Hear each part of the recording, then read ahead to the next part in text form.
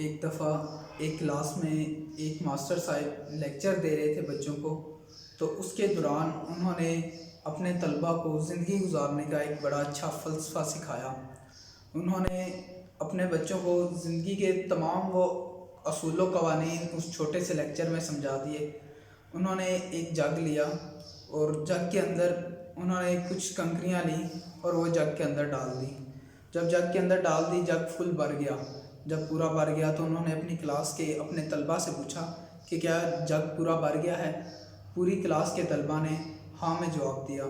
تو ماسٹر صاحب نے کہا کہ نہیں، ابھی یہ پورا نہیں بھرا۔ انہوں نے پھر کچھ چھوٹی کنکریاں لیں اور وہ جگ کے اندر انڈیلنا شروع کر دیں۔ چھوٹی کنکریاں ہونے کی وجہ سے انہوں نے جگ کے اندر اپنا رستہ بنایا اور جگ کے اندر کہیں نہ کہیں جا کر انہوں نے اپنی پوزیشن بنا لی اور وہ جگ کے اندر سیٹل ہو گئی۔ تمام کلاس یہ دیکھ کر حیران تھی کہ یہ کیا ہوا۔ ماسٹر صاحب نے اب دوبارہ پوچھا کہ کیا اب یہ جگ فل ہو گیا ہے؟ تو اس کلاس کا، بچوں کا، تمام طلباء کا یہی ایک جواب تھا کہ جی اب پورا ہو گیا ہے۔ ان کا ذہن تھا کہ اب اس میں چھوٹی کنکریاں بھی آ گئی ہیں اور بڑے پتھر بھی آ گئے ہیں، تو اب اس کے اندر اور کوئی چیز نہیں ڈال سکتی۔ اسی دوران ماسٹر صاحب نے پھر نفی میں سر ہلایا اور جگ کے اندر مٹی ڈالنا شروع کر دی۔ جب جگ کے اندر مٹی ڈالی تو مٹی نے بھی اپنی جگہ بنائی اور مٹی بھی جگ کے اندر بھر گئی اور مٹی کی وجہ سے جگ فل و فل بھر گیا۔ اب تمام طلباء کو یہ تھا کہ اب جگ کے اندر ذرا سی بھی گنجائش باقی نہیں بچی اور اب اس جگ کے اندر کوئی بھی ایسی چیز نہیں ہے جس کو ہم انڈیل سکیں، اس لیے اب یہ جگ پورا بھر چکا ہے۔ پروفیسر صاحب نے دوبارہ وہی ان سے پوچھا کہ کیا اب جگ پورا بھر گیا ہے؟ تمام طلباء نے یہی جواب دیا کہ جی ہاں، اب جگ پورا بھر گیا ہے، اب اس کے اندر کسی چیز کی کوئی گنجائش نہیں بچتی، یہاں تک کہ کوئی چھوٹی سے چھوٹی کنکری بھی اس کے اندر نہیں ڈالی جا سکتی، یہ فل و فل ہو گیا ہے۔ اتنے میں ماسٹر صاحب نے پھر نفی میں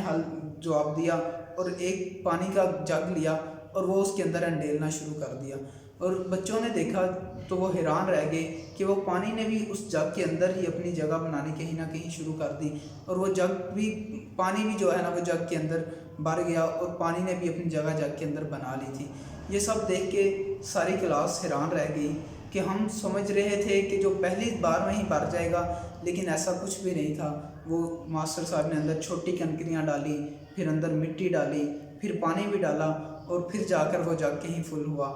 بچوں نے ماسٹر صاحب سے ان ساری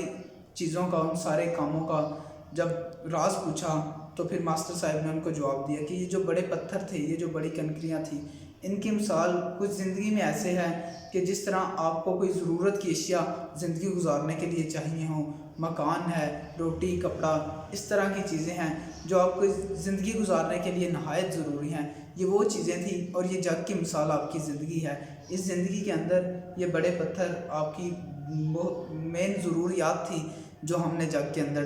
ڈال لیتے ہیں، ہم اپنی زندگی کے اندر ان ضروریات کو بسر کر لیتے ہیں۔ پھر وہ جو چھوٹی چھوٹی کنکریاں تھیں، ان کی مثال آسائشیں ہیں، ہمارے گھر کے اندر اے سی ہو، ہمارے پاس بڑی گاڑی ہو، ہمارا رہن سہن بہت ہائی کلاس کا ہو، اس طرح کی جو چیزیں تھیں وہ چھوٹی کنکریاں اس کی مثال تھی کہ اس جگ کے اندر ہم ان چیزوں کو بھی انڈیلنا چاہیں تو انڈیل سکتے ہیں۔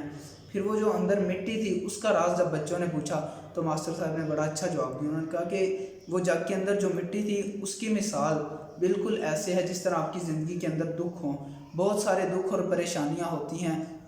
لیکن وہ کہیں نہ کہیں جگہ ان کی ضرور ہوتی ہے جگ کے اندر، آپ کی زندگی کے اندر ان کی جگہ بنی ہوتی ہے، اس لیے وہ آتی ہیں۔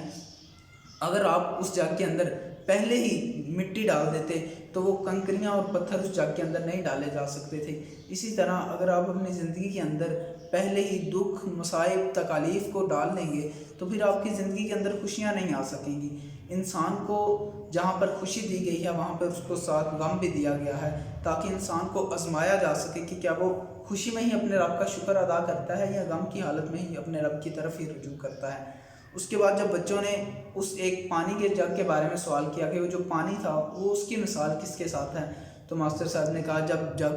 آپ کی زندگی آپ کی ضروریات سے بھر جائے، तमाम आपकी छोटी ज़रूरियात भी उसके अंदर आ जाएं, तमाम दुख तकलीफ़ मसाइब हर चीज़ से ज़िंदगी भर जाए। जब आपको लगे कि ज़िंदगी के अंदर कोई भी जगह नहीं है, तो वो जो पानी का जग था वो दोस्तों के साथ बैठने का, तब भी कहीं ना कहीं आपके पास टाइम होता है कि आप थोड़ा सा वक्त निकाल के दोस्तों के पास जाएं, उनके पास बैठकर कुछ खाएं पिएं, बातें करें, ज़िंदगी के इंजॉय करें, ज़िंदगी को गुजारने का तरीका सीखें। इस तरह मास्टर साहब ने एक छोटे से जग के साथ, एक छोटी सी मिसाल के साथ ज़िंदगी का पूरा फ़लसफ़ा समझा दिया था कि अगर आपको ज़िंदगी गुजारनी है तो आपको उस ज़िंदगी गुजारने के लिए अपनी तमाम तर ज़रूरियात को भी साथ लेकर चलना होगा। छोटी ज़रूरियात जो उन्हें हम आसाइश राहत के लिए अपनी ज़िंदगी को आसान बनाने के लिए करते हैं, वो भी जब आ जाती हैं तो उसके साथ फिर गम भी कहीं ना कहीं हमारी ज़िंदगी में हिस्सा तो होते हैं। हर चीज़ अल्लाह ही की तरफ से होती है, खुशी भी अल्लाह ही की तरफ से है और गम भी अल्लाह ही की तरफ से है। हर हालत में हमें शुक्र अदा करना चाहिए।